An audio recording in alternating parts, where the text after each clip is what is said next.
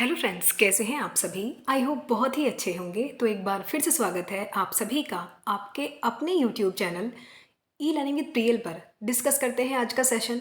आज के सेशन में हम लोग डिस्कस करेंगे जो बॉटनी का प्रैक्टिस सेट 2 है, मतलब प्रॉपर मॉडल पेपर टाइप है। तो हम साइटोलॉजी उसमें डिस्कस कर रहे थे। साइटोलॉजी का पार्ट फर्स्ट डिस्कस कर लिया था, आज साइटोलॉजी का पार्ट 2। जितने भी क्वेश्चन हैं बहुत ही ज़्यादा एग्जाम ओरिएंटेड है, मतलब प्रॉपर जो होते हैं ना एग्जाम में आने वाले प्रश्न, उनको एनालाइज करके एकदम यहाँ पीडीएफ प्रिपेयर की है आप लोगों के लिए। तो इसलिए जो पार्ट फर्स्ट देख लेना पहले, उसके बाद पार्ट 2 देखना। बहुत ही इंपॉर्टेंट क्वेश्चंस की सीरीज मैंने यहाँ मेंशन की है। ट्रस्ट मी, बहुत ही ज़्यादा इंपॉर्टेंट है। मीन कर रही हूँ मैं ये बात, तो इसलिए नोट करके चलना एक एक पॉइंट को। स्किप मत करना वीडियो, क्योंकि हर एक क्वेश्चन बहुत इंपॉर्टेंट है। एक्सप्लेनेशन उससे भी ज़्यादा इंपॉर्टेंट है। पहला ही क्वेश्चन डिस्कस करते हैं, जिसमें कि हमसे पूछा गया है the main protein of cilia and flagella is. जो सीलिया और फ्लैजिला का जो मेन प्रोटीन है वो क्या होता है। ऑप्शन हमसे पूछे गए हैं, एक्टिन है, एल्बुमिन है, ट्यूबुलिन है या जिलियाटिन है। तो पहले तो हमको ये जानना जरूरी है कि एक्चुअल में सीलर फ्लैजिला क्या होते हैं। सीलर फ्लैजिला, इससे हमारे लास्ट टीजीटी जो लास्ट हुआ है 2022 वाला, उसमें क्वेश्चन पूछा गया था टीजीटी और पीजीटी के, और स्पेशली पूछा गया था 9+2 अरेंजमेंट से। ठीक है, एक बार चेक भी कर लेना। तो मेन प्रोटीन जो होता है, ये अब हमसे पूछा गया है इस क्वेश्चन में, वो किसका बना हुआ होता है। तो सबसे पहले ये जानना जरूरी है कि जो सीलर फ्लैजिला होते हैं बेसिकली, ये एक्चुअल में क्या है। तो ये साइटोप्लाज्मिक प्रोजेक्शंस हैं, जो कि नेचर में होते हैं कॉन्ट्रेक्टाइल होते हैं। सेंसरी तो होते हैं, ये बात आप जानते होंगे। ठीक है, सेंसरी, और इनका मेन फंक्शन पता है क्या होता है, सेल की मूवमेंट में हेल्प करते हैं ये। तो सीलियर फ्लैजिला का दोनों ही इंपॉर्टेंट रोल ये है कि ये सेल्स की मूवमेंट में हेल्प करते हैं। अब निकलते कहाँ से हैं ये भाई, ये सेल वॉल जो होती है ना हमारी, सेल वॉल से, इंपॉर्टेंट बात, सेल वॉल से एक्सटेंड होते हैं, मतलब जो पोर्स होते हैं ना वहाँ से निकलते हैं। अब बनने का फॉर्मूला क्या होता है कि ये बनते एक्चुअल में कहाँ है, सीलर फ्लैजिला। तो जो बेसल बॉडीज़ होती है ना, बेसल बॉडीज से ये फॉर्म होते हैं। ये बातें भी आप नोट कर लेना कि बेसल बॉडीज से सीलर फ्लैजिला बनते हैं, वो भी कहाँ, साइटोप्लाज्म के अंदर, और सेल वॉल के थ्रू ये बाहर की तरफ एक्सटेंड होते हैं। यहाँ तक की बात क्लियर है। दोनों का ही जो इंटरनल स्ट्रक्चर का हम देखेंगे ना, सीलर फ्लैजिला का बिल्कुल सेम होता है। सेंसरी होते हैं, मैंने बता दिया। दोनों ही यूनिट मेम्ब्रेन से बाउंडेड होते हैं। इनमें टोटल माइक्रोट्यूब्यूल्स या फिर जिनको हम कहते हैं ना फाइब्रिल्स, वो होते हैं 11। भाई 9+2 कितना हुआ, 11 हुआ। जिसमें कि 9 प्रेजेंट होते हैं बिल्कुल पेरीफेरी पे, और 2 प्रेजेंट होते हैं बिल्कुल सेंट्रल में। तो 2 होते हैं 9 प्रेजेंट होते हैं पेरीफेरी पे, और 2 प्रेजेंट होते हैं सेंट्रल में। तो टोटल मिलाकर हमारे जो माइक्रोट्यूब्यूल्स या फिर फाइब्रिल्स होते हैं वो होते हैं 11। यहाँ तक की बात क्लियर है। अब बात करते हैं प्रोटीन कौन सा होता है। तो सीलर फ्लैजिला दोनों ही ट्यूबुलिन के वाले प्रोटीन से बने हुए होते हैं। तो इसका राइट ऑप्शन होगा हमारा 3, यानी कि जो ट्यूबुलिन मेन प्रोटीन होता है इनका, जो कि सीलर फ्लैजिला का मेन कंपोनेंट है। ठीक है, यहाँ तक की बात क्लियर है। तो आगे बढ़ते हैं। नेक्स्ट क्वेश्चन हमसे पूछा गया है, क्वांटासोम कंटेन, क्वांटासोम क्या कंटेन करते हैं। ऑप्शन गिवन है 60 chlorophyll molecules, 200 chlorophyll molecules, 230 chlorophyll molecules या फिर 300 क्लोरोफिल मॉलिक्यूल्स। पूछा गया है कि जो क्वांटासोम है उसके अंदर कितने क्लोरोफिल कंटेन होकर रखते हैं। सबसे पहले तो आपको ये भी जानना जरूरी है, आपने वैसे प्लास्टिड का सेशन मैंने लिया है अच्छे से, फर्स्ट लेक्चर में भी डिस्कस किया था प्लास्टिड के बारे में, क्योंकि बहुत इंपॉर्टेंट टॉपिक है। लेकिन फिर भी डिस्कस कर लेते हैं। जो क्वांटासोम होते हैं बेसिकली, आप क्लोरोप्लास्ट जानते होंगे। जो क्लोरोप्लास्ट का मैट्रिक्स होता है वो 2 पोर्शन में डिवाइड होता है। एक तो होता है भाई ग्रेना, एक होता है आपका स्ट्रोमा। जानते होंगे आप। स्ट्रोमा और ग्रेना में क्यों बता रहे हैं, क्योंकि एक फोटोकेमिकल रिएक्शन होती है जिसको हम कहते हैं लाइट रिएक्शन, वो तो होती है ग्रेना में।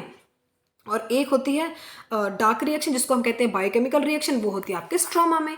लेकिन ग्रेना का जो लेमिलर सिस्टम होता है वो थाइलाकॉइड को कंस्टिट्यूट करता है बेसिकली।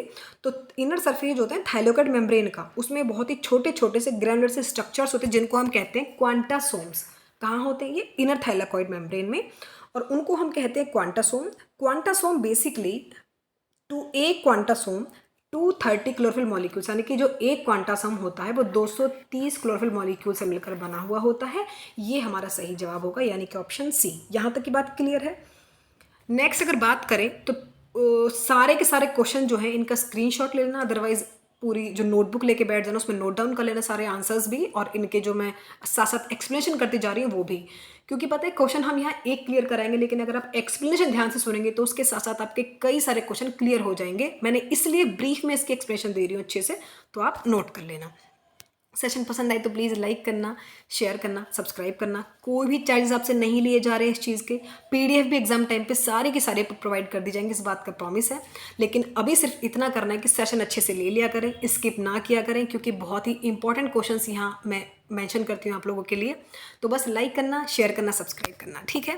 थर्ड क्वेश्चन की तरफ मूव करते हैं, जिसमें कि हमसे पूछा गया है single naked chromosomes is present in, कि जो सिंगल नेक्ड क्रोमोसोम है वो किस में प्रेजेंट होते हैं। ऑप्शन गिवन है यूकैरियोट्स में, बैक्टीरिया में, बोथ ए एंड बी, या फिर नन ऑफ दीज। प्रोकैरियोट्स में, जो कि प्रोकैरियोट्स कहते हैं हम बैक्टीरिया को, इसमें क्या होता है कि जो हिस्टोन्स हैं, भाई प्रोकैरियोट्स की कहानी सिर्फ क्या होती है, डिफरेंस क्यों है यूकैरियोट से, वो ये है कि हिस्टोन प्रोटीन जो होते हैं वो डीएनए से यूनाइटेड नहीं रहते हैं। यही तो बात है कि जो हिस्टोन्स हैं वो यूनाइटेड नहीं रहते डीएनए से, इसलिए उनको जो डिफाइनाइट क्रोमोसोम्स हैं प्रोकैरियोट्स के अंदर वो भी एब्सेंट होते हैं। तो इसलिए जिनके अंदर हिस्टोन्स डीएनए से बाउंडेड नहीं रहते हैं उनको हम कहते हैं सिंगल क्रोमोसोम्स या फिर नेक्ड क्रोमोसोम, जो कि किस में होते हैं, प्रोकैरियोट्स के। प्रोकैरियोट्स का ऑप्शन यहाँ बैक्टीरिया ही दे रखा है, तो यही हमारा ठीक हो जाएगा, राइट। तो मूव करते हैं नेक्स्ट क्वेश्चन की तरफ। आई होप चीज़ें बहुत अच्छे से क्लियर हो रही है यदि आप ध्यान से देखेंगे तो, ठीक है। Next question, chief organic substance present in cytoplasm में। तो साइटोप्लाज्म में जो चीफ ऑर्गेनिक सब्सटेंस है वो क्या प्रेजेंट होता है। ऑप्शन गिवन है प्रोटीन, शुगर, लिपिड, या फिर नन ऑफ दीज। तो यहाँ जो हमारा राइट ऑप्शन हो जाएगा, मुझे सबसे पहले तो कमेंट सेक्शन में आप ये बताना कि आपके आउट ऑफ कितने क्वेश्चंस ठीक रहते हैं, क्योंकि ये नॉर्मल प्रैक्टिस सेट नहीं है, ये प्रॉपर मॉडल पेपर है जो कि एग्जाम को ध्यान में रखते हुए प्रॉपर बनाया गया है। ऐसे नहीं कहीं से भी क्वेश्चन उठा लिए गए हैं, पूरा एनालाइज करने के बाद आपको पीडीएफ प्रोवाइड की है मैंने, ताकि आपके एग्जाम में 101% आपको हेल्प मिले। तो चीफ ऑर्गेनिक सब्सटेंस जो होता है वो प्रोटीन होता है। इसका जो राइट ऑप्शन हो जाएगा पहला ही सही है। तो मूव करते हैं नेक्स्ट क्वेश्चन की तरफ। नेक्स्ट क्वेश्चन है फिजिकल बेसिस ऑफ हेरिडिटी। जो फिजिकल बेसिस है हेरिडिटी का वो क्या होता है, न्यूक्लियस है, न्यूक्लियोलस है, न्यूक्लियोसोम है, या फिर क्रोमोसोम्स है। तो फिफ्थ का सही जवाब क्या होगा। भाई देखो, नॉर्मली क्या होता है, हम समझते हैं कि न्यूक्लियस में डीएनए प्रेजेंट है तो इसका सही जवाब वो होगा, लेकिन ऐसा नहीं होता है। जो क्रोमोसोम्स हैं, बेसिकली क्रोमोसोम्स रिस्पॉन्सिबल होते हैं ताकि जेनेटिक इन्फॉर्मेशन को एक जीन से दूसरे जीन में ट्रांसफ़र कर सकें। तो इसका सही जवाब हो जाएगा डी, यानी कि जो क्रोमोसोम्स हैं वही फिजिकल बेसिस है। हेरिडिटी का जो माध्यम होता है, फिजिकल बेसिस है, वो क्रोमोसोम ही होता है। दैट मीन्स यही इन्फॉर्मेशन को जनरेशन टू जनरेशन कैरी करते हैं। नेक्स्ट बात करते हैं, नेक्स्ट क्वेश्चन है Golgi bodies are maximum in. Golgi bodies जो हैं सबसे ज़्यादा कहाँ प्रेजेंट होती हैं। ऑप्शन दिए गए हैं calyptrogen, root cap, root tip में, या फिर नन ऑफ दीज। तो बताइए जरा इसका राइट ऑप्शन क्या होगा। गोल्जी बॉडीज, जिसको कि हम डिक्टियोसोम भी कहते हैं, इसका जो सबसे ज़्यादा मैक्सिमम होते हैं रूट की टिप में सबसे ज़्यादा प्रेजेंट होती हैं। ये मैक्सिमम जहाँ देखी जाती है वो रूट की टिप में देखी जाती है। तो सही जवाब होगा हमारा सी। नेक्स्ट मूव करते हैं। नेक्स्ट क्वेश्चन हमसे पूछा गया है which of the following types of chloroplast are found in the cells of a higher plants. यानी कि जो बड़े प्लांट्स होते हैं उनमें क्लोरोप्लास्ट जो है वो किस शेप का होता है। ऑप्शन हमको दिए गए हैं girdle shape, star shape, discoidal, reticulate. बहुत ज़्यादा बार क्वेश्चन पूछा गया है। उम्मीद है कि इस बार एग्जाम में इस तरह के क्वेश्चन मतलब शेप के रिगार्डिंग हमको देखने को मिले, इसलिए मैंने यहाँ मेंशन किया है, ठीक है। तो क्लोरोप्लास्ट जो हायर प्लांट्स में देखने को मिलता है वो होता है डिस्कॉइड शेप, डिस्कॉइडल शेप्ड होता है। तो इसलिए इसका सही जवाब होगा सी। ये बात नोट कर लेना कि जितने भी हमारे हायर प्लांट्स हैं उनमें डिस्कॉइडल शेप का क्लोरोप्लास्ट हमको देखने को मिलता है। नेक्स्ट मूव करते हैं क्वेश्चन नंबर 8 की तरफ, जिसमें कि हमसे पूछा गया है साइटोजेंस आर प्रेजेंट इन। साइटोजेंस हैं वो कहाँ प्रेजेंट होते हैं। ऑप्शन गिवन है राइबोसोम में, न्यूक्लियस में, माइटोकॉन्ड्रिया में, या फिर प्रोटोप्लाज्म में। साइटोप्लाज्मिक डीएनए जो होता है ना, उसी को हम कहते हैं cytogenes. Cytoplasmic DNA are called cytogenes. Note कर लेना ये बात, ठीक है। Cytoplasmic DNA is called plasma genes भी कहते हैं इसको, और साइटोजीन्स भी कहते हैं, ठीक है। और ये कहाँ प्रेजेंट होते हैं, तो ये प्रेजेंट होते हैं माइटोकॉन्ड्रिया में भी प्रेजेंट होते हैं और क्लोरोप्लास्ट में प्रेजेंट होते हैं। तो साइटोप्लाज्मिक डीएनए कहाँ का प्रेजेंट होते हैं, माइटोकॉन्ड्रिया में भी और क्लोरोप्लास्ट में भी। क्लोरोप्लास्ट यहाँ मेंशन है नहीं, तो हमारा राइट ऑप्शन क्या हो जाएगा, माइटोकॉन्ड्रिया। माइटोकॉन्ड्रिया ना होकर यदि क्लोरोप्लास्ट हो तो वो सही करके आ जाना। नेक्स्ट मूव करते हैं प्रोकैरियोटिक राइबोसोम अकर इन। जो प्रोकैरियोटिक राइबोसोम है वो ऑप्शन दिया गया प्रोकैरियोटिक राइबोसोम अकर इन। कहाँ पाए जाते हैं प्रोकैरियोटिक राइबोसोम। ऑप्शन गिवन है प्रोकैरियोटिक सेल्स में, यूकैरियोटिक सेल्स में, both A and B, none of the above. Prokaryotic ribosomes सिर्फ प्रोकैरियोटिक सेल्स में ही प्रेजेंट नहीं होते, तो इसलिए ये जवाब तो हमारा बिल्कुल गलत हो जाएगा। जो प्रोकैरियोटिक राइबोसोम्स होते हैं जिनको कि हम कहते हैं 70s टाइप को तो कहा जाता है प्रोकैरियोटिक राइबोसोम, ये प्रेजेंट होते हैं माइटोकॉन्ड्रिया में प्रेजेंट होते हैं, और ये कहाँ प्रेजेंट होते हैं, क्लोरोप्लास्ट में भी। तो जब माइटोकॉन्ड्रिया में प्रेजेंट होते हैं, क्लोरोप्लास्ट में प्रेजेंट होते हैं, तो माइटोकॉन्ड्रिया में क्लोरोप्लास्ट तो यूकैरियोटिक सेल्स में ही तो होते हैं, तो इसका सही जवाब क्या होगा, इसका सही जवाब होगा सी, यानी कि प्रोकैरियोटिक सेल्स और यूकैरियोटिक सेल्स दोनों में प्रेजेंट होते हैं, तो right option is C, both A and B. Next question number 10 पर हम लोग मूव कर चुके हैं, जिसमें कि हमसे पूछा गया the strength and rigidity of a cell wall is due to substance called, यानी कि जो सेल वॉल होती है उसकी स्ट्रेंथ और रिजिडिटी किस एक सब्सटेंस की वजह से होती है वो हमको बताना है। ऑप्शन गिवन है सुबेरिन की वजह से, सेलुलोज की वजह से, लिग्निन की वजह से और पैक्टिन की वजह से।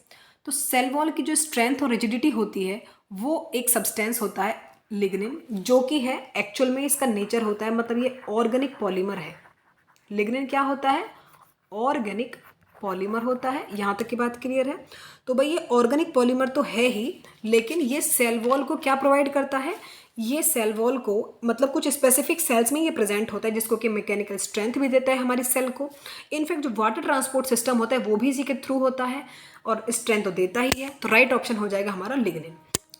नेक्स्ट मूव करते हैं क्वेश्चन नंबर 11 की तरफ, जिसमें कि हमसे पूछा गया है, क्वेश्चन 11 को पढ़ें जरा। The colour of rose petals, जो रोज के पेटल्स हैं, due to the presence of water soluble pigment in, यानी कि जो रोज पेटल्स का कलर है वो किस एक सब्सटेंस की वजह से या फिर किस पिगमेंट की वजह से होता है, वो हमसे पूछा गया है। ऑप्शन गिवन है 11, यार यहाँ पे ना ये ऑप्शंस गलत हो गए, ये मैंने किसी और क्वेश्चन के PDF बनाते टाइम किसी और क्वेश्चंस के यहाँ पे आ गए हैं, ये सही जवाब नहीं है, लेकिन फिर भी मैं आपको एक ये मत देखना, सिर्फ आंसर बता दूंगी मैं, PDF में मिस्टेक हो गई थोड़ी। कलर जो होता है रोज पेटल्स का वो होता है वाटर सोल्यूबल पिगमेंट है, जिसको कि हम कहते हैं एंथोसाइनिन। क्लोरोप्लास्ट पढ़ा था ना, प्लास्टिक पढ़ रहे थे तब मैंने समझाया था आपको। तो एंथोसाइनिन बेसिकली एक वाटर सोल्यूबल क्या कहते हैं पिगमेंट है, जो कि प्रेजेंट होता है सेल के सैप में, सेल के सैप में प्रेजेंट होता है, और ये रिस्पॉन्सिबल है पेटल्स को कलर देने के लिए। तो बेसिकली ये रोज पेटल्स को कलर देने के लिए एक पिगमेंट प्रेजेंट है, जिसको हम कहते हैं एंथोसाइनिन, ये इसके लिए रिस्पॉन्सिबल है। तो इसका सही जवाब एंथोसाइनिन, ये सारे ऑप्शन इसके गलत हैं, ठीक है। तो सिर्फ आप याद करें ना एंथोसाइनिन, जो कि एक पिगमेंट है water soluble. Next question number 12, जिसको कि हम कहते हैं chromosomes which do not participate in sex determination are called, यानी कि ऐसे क्रोमोसोम जो कि सेक्स डिटर्मिनेशन पार्टिसिपेट नहीं करते हैं उनको हम क्या कहते हैं। ऑप्शन गिवन है heterosomes, autosomes, both A and B, या फिर नन ऑफ दीज। ऑटोसोम्स के साथ एक और टर्म हम बचपन से पढ़ते आ रहे हैं, दैट इज कॉल्ड एलोसोम्स, ठीक है। जो सेक्स को डिटरमाइन करने वाले क्रोमोसोम्स होते हैं उनको हम कहते हैं एलोसोम, जो डिटरमाइन नहीं करते हैं सेक्स को उनको हम कहते हैं ऑटोसोम। क्वेश्चन क्या पूछा गया है, क्वेश्चन पूछा गया विच do not participate in sex determination, यानी कि जो सेक्स को डिटरमाइन करने के लिए पार्टिसिपेट नहीं करते उनको क्या कहते हैं, तो उन्हें कहते हैं ऑटोसोम, और जो करते हैं तो उनको कहते हैं एलोसोम। एलोसोम पूछा नहीं गया तो इसलिए सही जवाब होगा हमारा ऑटोसोम, ठीक है। नेक्स्ट क्वेश्चन हमसे पूछा गया है सेल वॉल कंसिस्ट ऑफ, जो सेल वॉल है वो किस चीज़ से मिलकर बनी हुई होती है, बताना है जरा। लिग्निन की, हेमिसेल्यूलोज की, प्रोटीन की, फिर लिपिड की। तो लिपिड तो सेल वॉल में नहीं होते, तो ये भी ऑप्शन गलत हो जाएगा।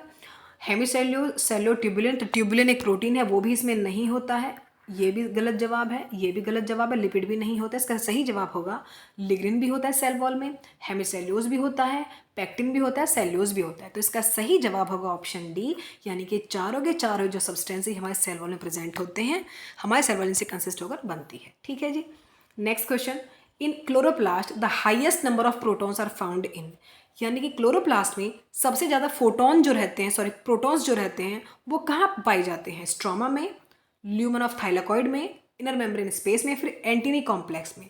तो इसका सही जवाब हो जाएगा बी, यानी कि जो ल्यूमन होता है थाइलाकॉइड्स का, वहाँ प्रेजेंट होते हैं हमारे ज़्यादातर प्रोटॉन्स सबसे ज़्यादा नंबर में।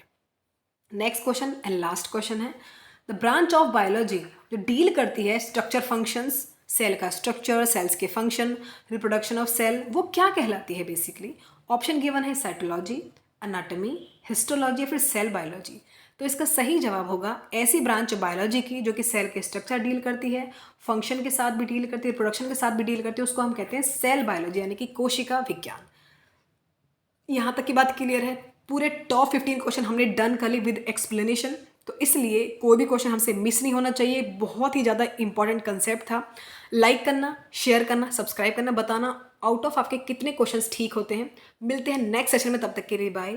Thank you so much for watching. Please do like, share and subscribe.